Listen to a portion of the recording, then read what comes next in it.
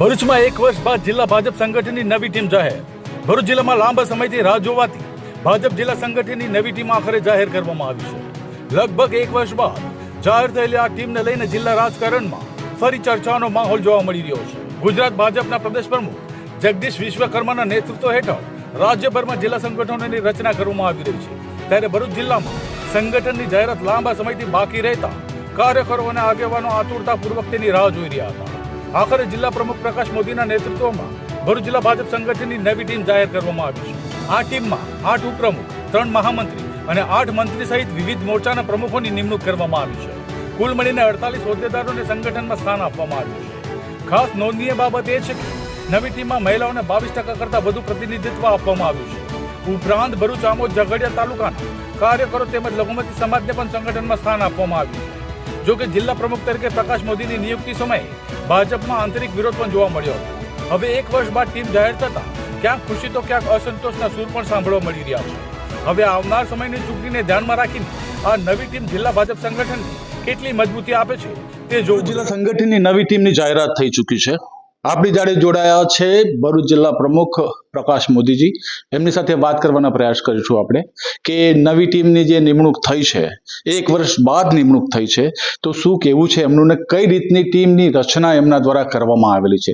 જી પ્રકાશજી, કઈ રીતની? ભારતીય જનતા પાર્ટી એટલે સર્વ સમાવેશક વિચારધારાની પાર્ટી છે અને ભારતીય જનતા પાર્ટીનું નેતૃત્વ જ્યારે મને ભરૂચ જિલ્લાનું સોંપવામાં આવ્યું એટલે મારે એવું રહ્યું કે હું મારા જિલ્લાના જે કંઈક અલગ અલગ સમાજના લોકો છે, અલગ અલગ મંડળના લોકો છે, અલગ અલગ વિધાનસભાના છે, તો આ બધાનો હું સમાવેશ કરું એ રીતની ટીમની રચના કરવાની મારી ઈચ્છા હતી અને એ પ્રમાણે મેં કરવા માટેનો પ્રયાસ કરેલો છે. 1 વર્ષ જેટલો લાંબો સમય વીતી ગયો. બધા જ જગ્યાએ, બધા જ જિલ્લાઓમાં નિમણૂકો થઈ ચૂકી હતી ને સૌથી છેલ્લે ભરૂચ જિલ્લાની જાહેરાત કરવામાં આવી.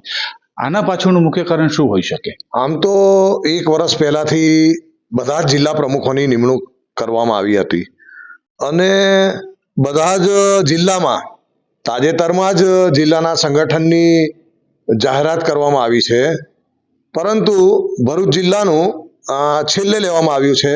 પરંતુ અઠવાડિયા પહેલા, 4 દિવસ પહેલા, 15 દિવસ પહેલા બાકીના જિલ્લાઓમાં પણ સંગઠનની રચના થઈ છે, એટલે એમાં કોઈ વિશેષ સમય ગયો હોય એવું લાગતું નથી. એમ જે તે સમયે આપણી પણ નિમણૂક થઈ હતી ને તે વખતે અંદરૂની બહુ જ વિરોધ, અંદરખાને વિરોધ નોંધાવી રહ્યો હતો. હાલમાં પણ જે રીતની નવી ટીમ આવી છે, તો શું કંઈક ને કંઈક કોઈને કંઈક મન દુઃખ કે એવું કંઈક હોઈ શકે? ના, એવું કંઈક ચિત્ર બહાર આવ્યું નથી, કેમ કે બધા જ લોકોનો સમાવેશ કરવાનો પ્રયત્ન કરેલો છે અને પાર્ટીની વિચારધારાને વરેલા લોકો આમાં કામ કરી રહ્યા છે, એટલે કોઈને અસંતોષ હોય એવું પણ ધ્યાનમાં આવેલું નથી. બધા લોકોએ આ રચનાને આવકારી છે. દિવસભરથી શરૂઆતથી સવારથી જ બધાના અભિનંદનના ફોન આવી રહ્યા છે. એ ઉપરાંત જે લોકોની નિમણૂક થઈ છે એમના વિસ્તારમાં પણ એમના એરિયાના અને જિલ્લાના લોકો એમને પણ અભિનંદન આપી રહ્યા છે. સંગઠનમાં 48 સભ્યોનું સંગઠન આખું રચના કરવામાં આવી છે. એમાં 22%થી વધુ મહિલાઓ છે. તો શું મહિલા દિવસને નિમિત્તે કંઈ ભેટ આપવામાં આવી છે એવું કહી શકાય?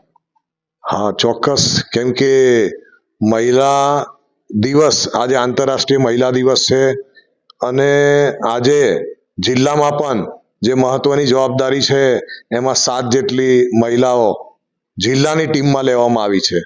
એમાં આદિવાસી સમાજ છે, શેડ્યુલ કાસ્ટ એ સમાજમાંથી છે, એ ઉપરાંત ક્ષત્રિય સમાજ છે, પટેલ છે, બીજી ઇતર જાતિ છે. આ બધા જ માંથી આપણે કુલ મળી અને જિલ્લાની ટીમમાં 7 મહિલાઓનો સમાવેશ કરવામાં આવેલો છે. શું લાગે છે આવનાર સમયમાં ભરૂચ જિલ્લાની ટીમ ભરૂચ જિલ્લામાં કેવું નેતૃત્વ કરશે અને કેવી રીતે ભાજપના સંગઠનને વધુ મજબૂત બનાવી શકશે? ખૂબ જ સબળ અને સક્ષમ નેતૃત્વ બનીને ઉભરી આવશે અને આગામી ચૂંટણીમાં પણ ભારતીય જનતા પાર્ટી એક ડંકાની ચોટ પર કહી શકાય કે ભરૂચ જિલ્લામાં ભગવો લહેરાતો રહેશે. સૌનો સાથ, સૌનો વિકાસ, આવનાર સમયમાં ભાજપનો ડંકો વાગતો રહેશે. આ કેવું છે પ્રકાશ મોદી જિલ્લા પ્રમુખ શ્રીનું.